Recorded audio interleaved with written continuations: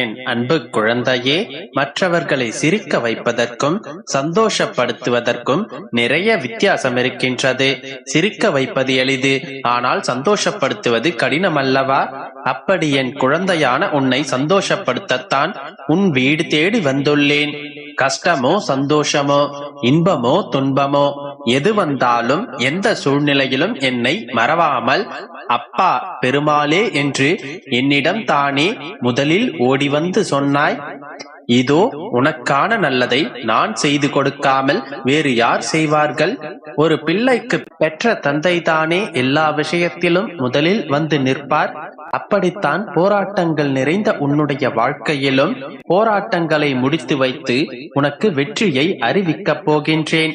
எத்தனை இன்னல்கள் வந்தாலும் சரி, சிறந்த உனது சிந்தனையாலும் உன்னுடைய உயர்ந்த நல்ல குணத்தாலும் அத்தனையையும் மாற்றி அமைக்க முடியும் என்பதை நீ மறவாதே.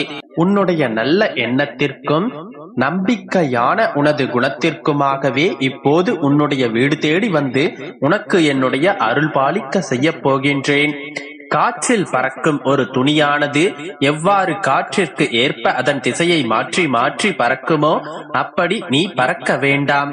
ஏனென்றால் காற்றின் திசை மாறும்போது அது முட்செடியில் சிக்கி பறக்க இயலாமல் கிழிந்துவிடும். எனதன்பு குழந்தையான நீ எப்பொழுதும் நேர்மையான நல்ல வழியில் சென்றால் உனக்கு பின்னாலேயே உனக்கு துணையாக நானும் வந்து உன்னுடைய விருப்பங்களை எல்லாம் நிறைவேற்றி கொடுக்க சித்தமாக உள்ளேன். இறந்த காலமும் எதிர்காலமும் உன்னுடைய கைவசத்தில் இல்லைதானே? கடந்த காலத்தில் நடந்து முடிந்ததை உன்னால் மாற்ற முடியாது. எதிர்காலத்தில் என்ன நடக்கும் என்பதை நீ அறியவும் மாட்டாய். அதை உன்னால் மாற்றியமைக்கவும் முடியாது. ஆனால் நிஜமான இந்த நிகழ்காலத்தில் நடக்கும் விஷயங்களை உன்னால் மாற்றியமைக்க முடியும் தானே? எது உனக்கு தேவையில்லாததோ அதை ஒதுக்கி வை. எது உனக்கு விருப்பமானதோ அதை நல்ல வழியில் நேர்மையாக செய்ய பழகு. நிலா இல்லாத வானம் எப்போதும் யாரையும் கவர்வது கிடையாதுதான். அதே போல உண்மையான அன்பு இல்லாத இதயத்தை நானும் விரும்புவதில்லை. எனதன்பு குழந்தையான நீ உண்மையான அன்போடும் பாசத்தோடும் பக்தியோடும் இருப்பதால் தான் உன் வீடு தேடி நானே வந்திருக்கின்றேன். உனக்கு சொந்தமானது எதுவுமே உன்னை விட்டு எங்கும் போகாது. கவலைப்படாமல் சந்தோஷமாக இரு என் செல்லமே. எப்படிப்பட்ட துன்பம் வந்தாலும் எல்லாமே ஒரு நாள் சரியாகிவிடும் என்ற உண்மையை உணர்ந்து கொள். இன்று முதல் உன்னுடைய வீடு தேடி வந்து நானே உனக்கு நிரந்தர வெளிச்சமாக இருந்து சந்தோஷமான வாழ்க்கையை கொடுத்தருளப் போகின்றேன். விரைவில் உன்னுடைய மனம் மகிழக்கூடிய நல்ல செய்தியும் உன் வீடு தேடி வரும். அதை கேட்டு உன்னுடைய உள்ளமும் இல்லமும் மகிழ்ச்சி அடைய போகின்றது. அழாதே என் குழந்தையே. உன்னுடைய கண்ணீரை ஆனந்த கண்ணீராக மாற்ற வேண்டியது என்னுடைய பொறுப்பு. என் கண்ணுக்குள் அல்லவா உன்னை வைத்து நான் பாதுகாத்துக் கொண்டிருக்கின்றேன். கண்ணீர் விடுவதை விட்டுவிட்டு என் மீது முழு நம்பிக்கை வை.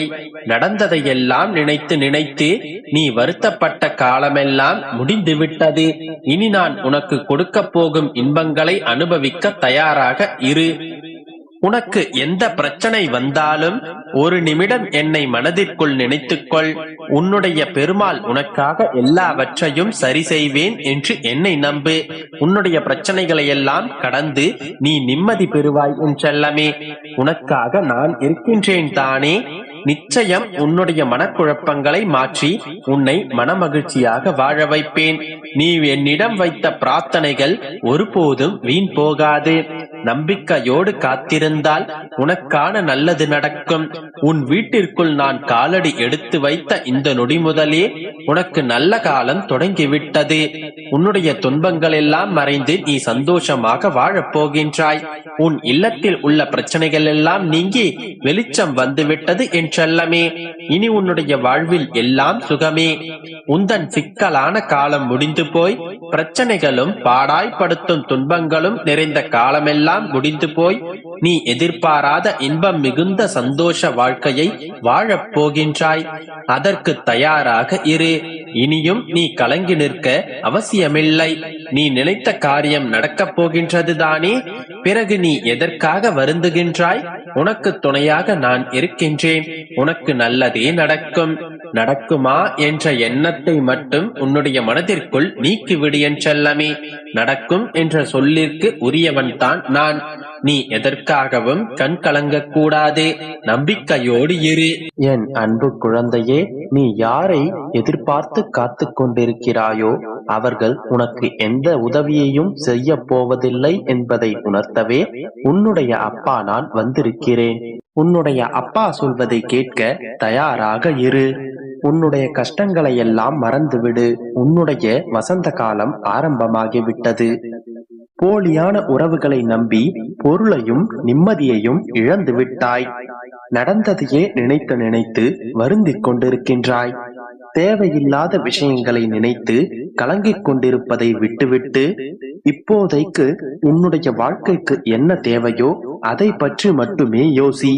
உன்னுடைய வாழ்க்கை என்னுடைய பொறுப்பு என் தங்கமே.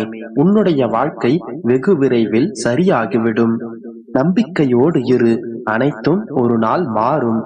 எப்பொழுதும் நீ நல்லதை மட்டுமே நினைத்து செயல்படு. அதன் பிறகு உனக்கு அனைத்தும் நல்லதாகவே நடக்கும்.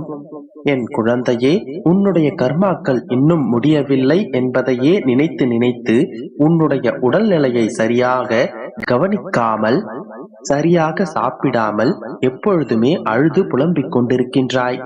நான் எப்பொழுதும் உன்னிடம் சொல்வது ஒன்றே ஒன்றுதான். நீ எப்போதும் சிரித்த முகத்தோடு தாமரை பூவை போன்று பூத்து குலுங்கி புன்னகையோடு இருக்க வேண்டும் என்பதுதான். உன்னுடைய சந்தோஷமே என்னுடைய சந்தோஷம் என் செல்லமே. உன்னுடைய வாழ்க்கையில் நடக்கும் அனைத்தும் என்னுடைய கண் பார்வையிலேயே நடக்கின்றது என்பதை என்றும் மறவாதே. என்னை மீறி உன் வாழ்க்கையில் எதுவும் நடக்காது என் தங்கமே. உனக்கு எப்படிப்பட்ட சூழ்நிலை வந்தாலும் உன்னுடைய அப்பா மீது வைத்துள்ள நம்பிக்கையை இழக்காதே என் செல்லமே. நீ என்னுடைய செல்ல பிள்ளை. உன்னை நான் ஒரு காலமும் கஷ்டப்பட விட மாட்டேன். அழுது புலம்பியது எல்லாம் போதும். நம்பிக்கை ஒன்றே வெற்றிக்கான முதல் படி. இதை என்றும் மறவாதே. நம்பிக்கையோடு காத்திருந்தால் அனைத்தும் நல்லதாகவே நடக்கும். உன்னுடைய தந்தையை நீ நேசிப்பது உண்மையானால் உன்னுடைய நம்பிக்கையை மட்டும் என்றும் இழக்காதே. உன்னுடைய நம்பிக்கையை இழக்காமல் உன்னுடைய இலக்கை நோக்கி நீ பயணித்துக் கொண்டே இருந்தால் நிச்சயமாக உன்னுடைய இலக்கை நீ அடைவாய். இது உன்னுடைய அப்பாவின் சத்திய வாக்காகும்.